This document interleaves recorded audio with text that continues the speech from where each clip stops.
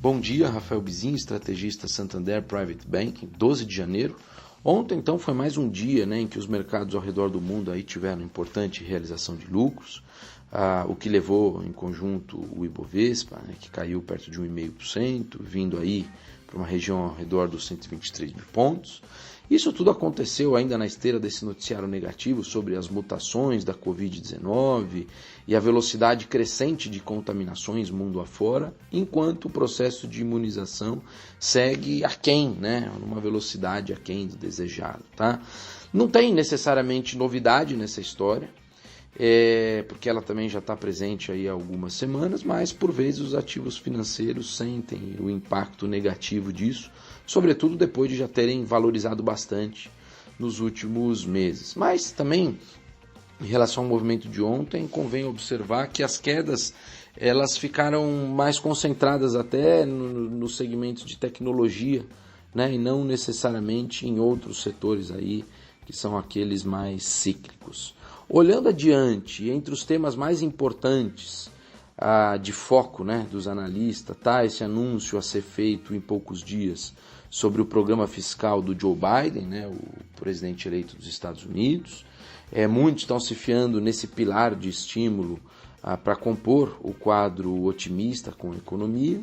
Também outro assunto relevante são as reflexões, sobre a possibilidade aí de os juros pré-fixados norte-americanos darem saltos em função de eventual aceleração inflacionária. E todo mundo quer saber qual é a avaliação dos membros do Federal Reserve, o Banco Central dos Estados Unidos, em relação a isso, né, em relação a esse risco. Mas, no geral, o quadro é o seguinte, né, o sentimento é de que riscos extremos mesmo que reinavam aí no ano passado ficaram para trás. Afinal, já existe a vacina e as eleições norte-americanas, por exemplo, elas já estão decididas, né? Então, o pano de fundo ele acaba sendo mais promissor. No Brasil, a situação fiscal vem garantindo aí um desempenho bastante ruim na renda fixa e também no câmbio desde a semana passada.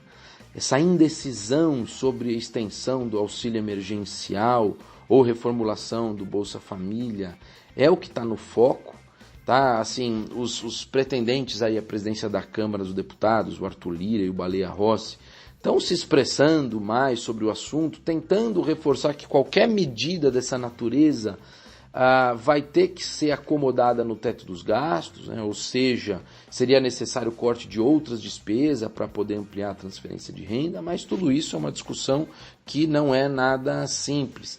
E, inclusive, né, essa alta de casos e mortes tão agressiva da Covid-19, ela pode, inclusive, sob os critérios que já tinham sido anunciados aí pela equipe econômica do governo, justificar sim, né, a prorrogação dos programas emergenciais. Tá? As autoridades, exceto em algumas regiões aí, não voltaram a decretar rigorosos lockdowns, mas isso pode sim acontecer. E mesmo que não seja definido, né, de cima para baixo, essas restrições de mobilidade, de circulação, a população pode querer se resguardar mais sem sair de casa e então a atividade econômica recuaria numa velocidade mais intensa e a geração de empregos que está acontecendo, ela voltaria a retroceder. Né? Essa é a condição que o Paulo Guedes tinha sinalizado para dar mais ajuda aí aos trabalhadores vulneráveis, né? Então você está superando essas barreiras, o que coloca realmente em voga a possibilidade aí de extensão do auxílio emergencial. Agora, a expectativa é que uma nova rodada desses auxílios ela ocorra de maneira mais focada, né? Com valores menores, e, portanto, os gastos seriam substantivamente inferiores ao que aconteceu no ano passado, né? Teria uma busca maior por eficiência, digamos assim. Mas também, se isso for acontecer, se a ajuda emergencial tiver no plano, a deterioração do câmbio dos juros e dos mercados, ela poderia também pressionar os parlamentares a aliar, né, esses pacotes aí a outras propostas de ajuste fiscal, como a PEC emergencial, por exemplo.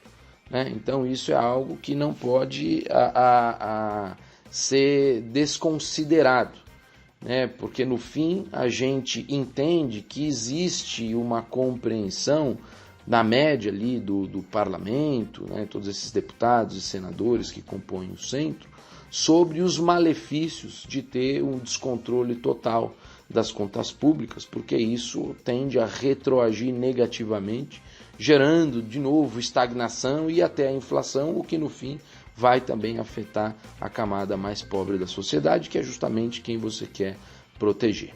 Eu fico por aqui, bom dia a todos.